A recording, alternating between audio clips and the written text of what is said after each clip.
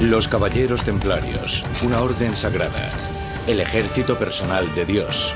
Una sociedad tan secreta que su cometido sigue siendo hoy en día objeto de debate. Glorificados primero. Tenían que llevar una vida espiritual. Y acusados después. Sodomía, blasfemia y culto al diablo. ¿Quiénes eran exactamente los Caballeros Templarios? ¿Herejes? ¿Una hermandad de buscadores de tesoros? ¿O, como sugiere el libro El Código da Vinci, los guardianes del conocimiento sagrado? Dejaron muchas pistas transmitidas de generación en generación, ocultas en antiguos manuscritos y grabadas en la piedra de las paredes de sus prisiones, secretos esperando a ser descifrados por quienes estuviesen interesados en desvelar el Código Templario.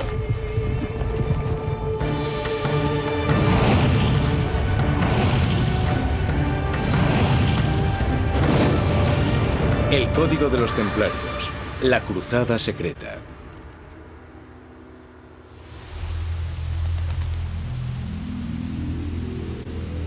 Han pasado casi 1000 años desde que se libraron las primeras batallas que los musulmanes de Oriente llamaron Al-Hurub al-Salibiyya. Los cristianos de Occidente las llamaron las Cruzadas, las Guerras Santas. Durante 200 años, la sangre se derramó en nombre de Dios. Se trazaron fronteras, se formaron alianzas y se crearon enemistades que aún perduran hoy.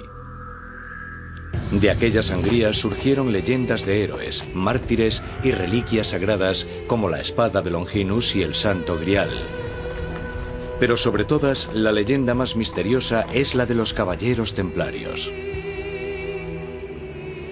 Aunque lo que nos ha llegado sea posiblemente una mezcla de realidad y ficción, una cosa es cierta. Pocas leyendas alcanzaron tanta gloria, o fueron tan vilipendiadas, o pervivieron tanto tiempo. La historia de los Caballeros Templarios comienza durante las Cruzadas. En 1095, los más poderosos se enfrentan en el Mediterráneo a lo largo de las fronteras europeas.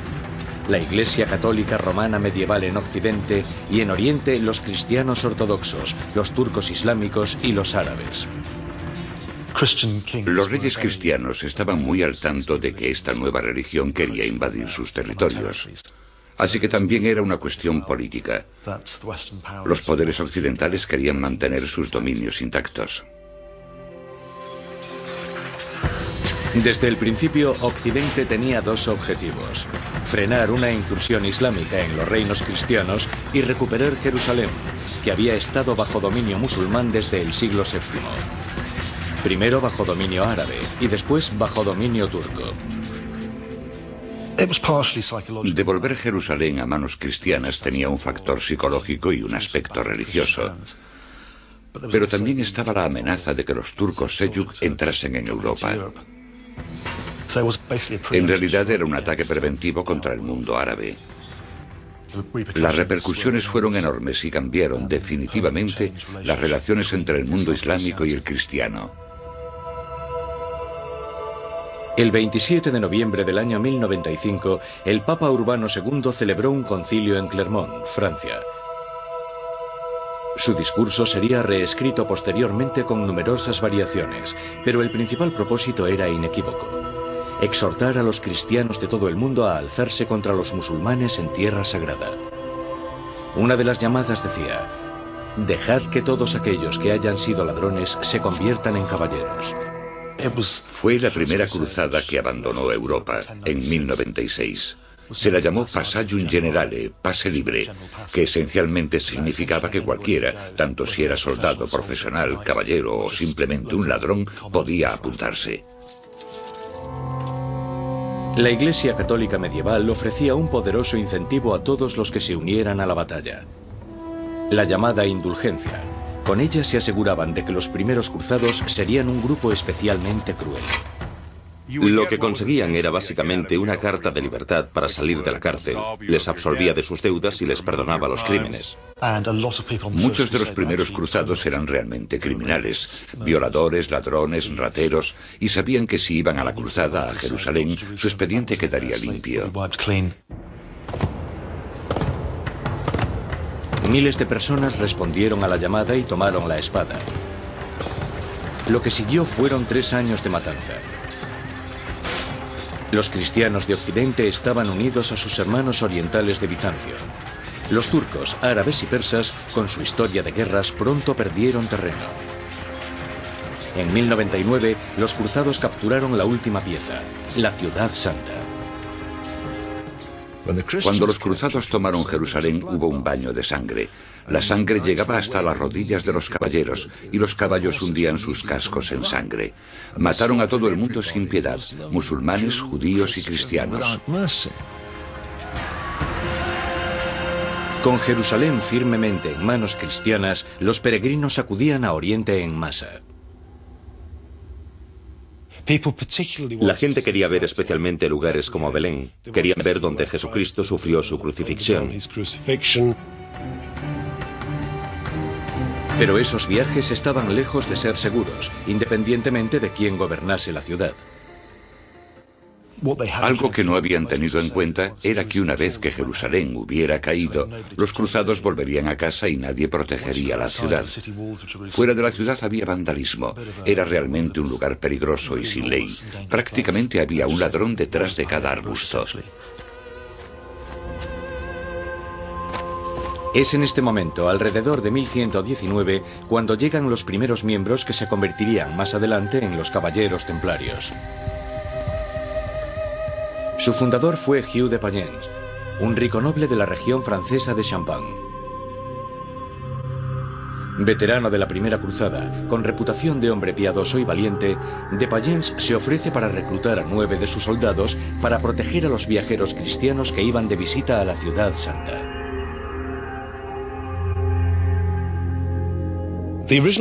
Inicialmente el cometido de los caballeros templarios era proteger a la gente que viajaba desde la costa mediterránea a Tierra Santa. La idea era tener a esos caballeros, soldados profesionales, viviendo como monjes y protegiendo los caminos, patrullando los caminos. Esta fue la explicación, aceptada durante mucho tiempo, de lo que eran los caballeros templarios. Pero hoy esa explicación es cuestionada por estudiosos e historiadores. La primera evidencia escrita de su fundación data de 70 años después de que ésta tuviera lugar. Así que puede que no todos los datos sean absolutamente precisos. 9 caballeros casi ancianos, en la mitad de sus vidas, no estaban en situación de defender gran cosa en Tierra Santa. ¿Era defender la integridad de los viajeros su auténtica misión? ¿Qué llevó realmente a los templarios a Oriente? ¿Secretos ancestrales o rumores de tesoros y poderes místicos ocultos? Excavaron a más de 90 metros de profundidad directamente en roca sólida. Sabían exactamente dónde cavar, de dónde les llegaba la información.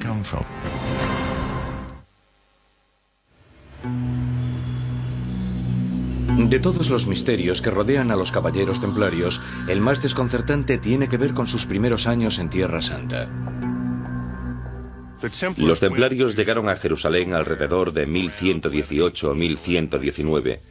Después, durante 8 o 9 años, desaparecieron de escena. No se supo nada de ellos en todo ese tiempo. Se presentaron al rey Balduino II, el rey de Jerusalén por aquel entonces, y recibieron lo que hoy llamaríamos alojamiento de 5 estrellas en el ala suroeste de la bóveda de la roca. Los templarios establecieron su cuartel general en el que fue supuestamente el bíblico Templo de Salomón. Construido en el primer milenio antes de Cristo, se dice que estaba cubierto de oro puro. Se construyó para albergar el Arca de la Alianza, los 10 mandamientos y los secretos de Salomón, conocido como el hombre más sabio. Aunque el templo original fue destruido en el año 586 a.C., otras sagradas estructuras se siguieron construyendo y reconstruyendo en el lugar, incluyendo la iglesia del Santo Sepulcro y la bóveda de la roca. Es una zona sagrada para los judíos porque allí Abraham estuvo a punto de sacrificar a Isaac, según el Génesis. Es sagrado para los cristianos porque allí fue crucificado Jesucristo, y lo es para los musulmanes porque allí Mahoma ascendió al cielo. Así que básicamente estas 3 religiones compiten por el mismo lugar. Y este es el lugar que ocuparán los templarios durante 75 años. Se podían haber instalado en cualquier lugar, pero eligieron la bóveda de la roca, y pudo ser debido a la mística del templo de Salomón o a otra razón. En testimonios escritos tiempo después de los hechos, se manifiesta que la misión de los templarios era proteger a los peregrinos que visitaban la Tierra Santa, pero hay muchos que dudan de esta historia. No parece haber ningún documento escrito, ningún informe documentado de nadie que atribuya a los templarios la custodia de los caminos. Debían de dedicarse a otras cosas, porque 9 hombres no podían proteger a tantos peregrinos. ¿Qué buscaban los 9 caballeros en el Templo de Salomón antes de regresar a Occidente en 1128 y reaparecer como uno de los mayores poderes medievales? Una pista arroja luz sobre el tema cuando en 1867 un grupo de arqueólogos británicos realizan una excavación en el Templo de Mount. El equipo descubre túneles verticales que se extienden unos 25 metros en forma de abanico, desde la mezquita de Aqsa hasta la bóveda de la roca, lo que durante mucho tiempo se creyó que era el Templo de Salomón. Los túneles fueron reexcavados a finales del siglo XIX y principios del XX por el teniente Warren del equipo de ingenieros de Su Majestad. Encontraron utensilios de los templarios dispersos por los túneles, varias piezas de armamento y espuelas de los equipos de los templarios.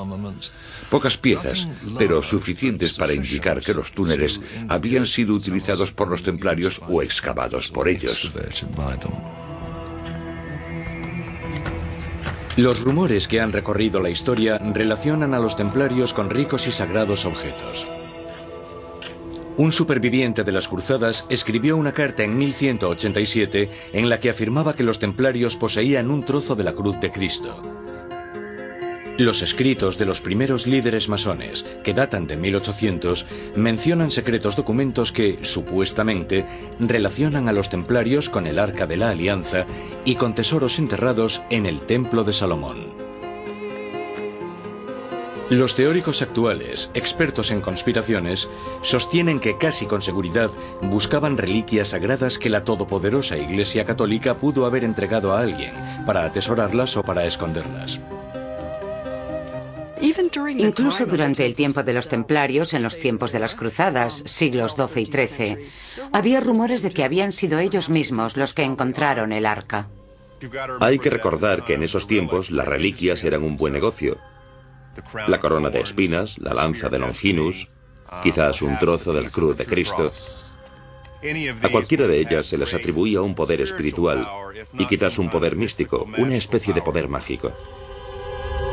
Pero hay un objeto sagrado más importante que ha estado unido al mito de los caballeros templarios. El primero en mencionarlo fue el poeta alemán Wolfram von Eschenbach. En sus escritos del siglo XIII afirma que los formidables guerreros, los templarios, custodiaban un objeto que muchos matarían por poseer.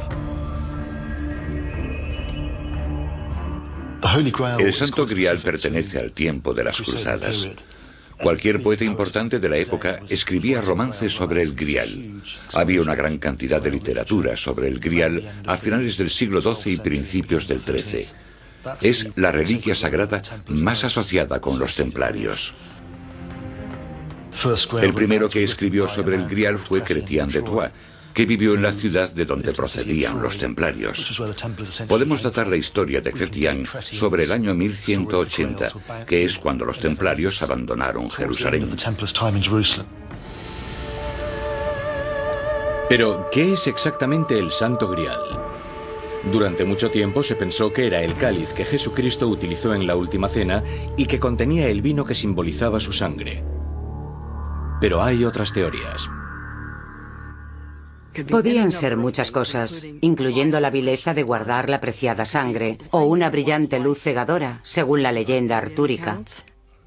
Algunos dicen que el Grial es la versión cristianizada de la antigua leyenda celta de la caldera de la abundancia.